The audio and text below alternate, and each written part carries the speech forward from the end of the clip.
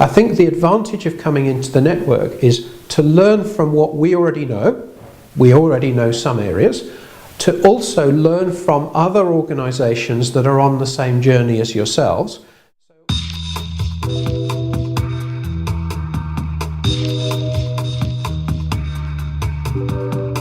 I think the importance of the Lean and Green Network, I think it's also an opportunity to bring your own issues or problems and share those, discuss them and get input from others. And I think it's also about being at the forefront of this new movement of Lean and Green. Because when we look back in 20 years, you can say, I was at the forefront of that when we started that in 2013.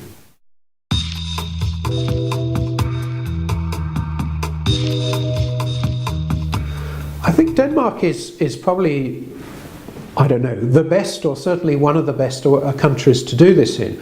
And I think the reason for that is that the environmental movement has been strong in Denmark, as well as a number of other similar countries for a number of years, maybe 20, 30 years, etc. I think the other thing is probably with the UK, the lean movement is furthest advanced in Denmark. So I suppose if you were say, who is furthest ahead in lean and green, Denmark probably together is the country in Europe that's probably at the lead in those areas. The problem being that they're sort of two different areas at the moment rather than being brought together as one field.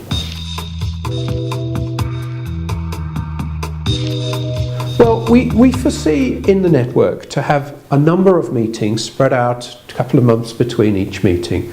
And the idea of those meetings is we'll bring people together, we'll share some of our expert knowledge in that. We also want to share knowledge from within the group, because many organisations will be doing some very good work. We can bring other case studies or other examples. But we also want to have a sharing of that. We want to debate what we're finding. We want to see what works. We want organisations to go away and try things out, bring them back, share the results.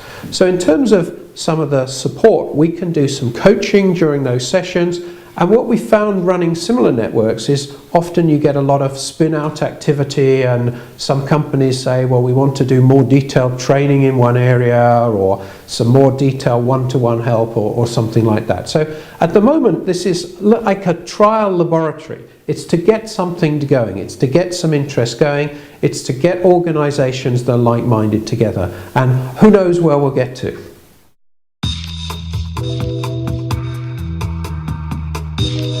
Well, I think there's a lot of potential in bringing lean and green together.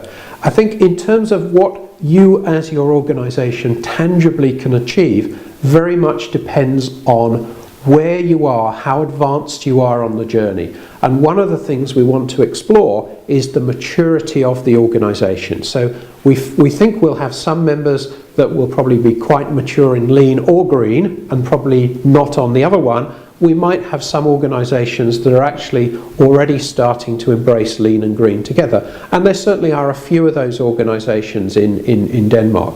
So in terms of the tangible benefits, I think it depends on the organisation.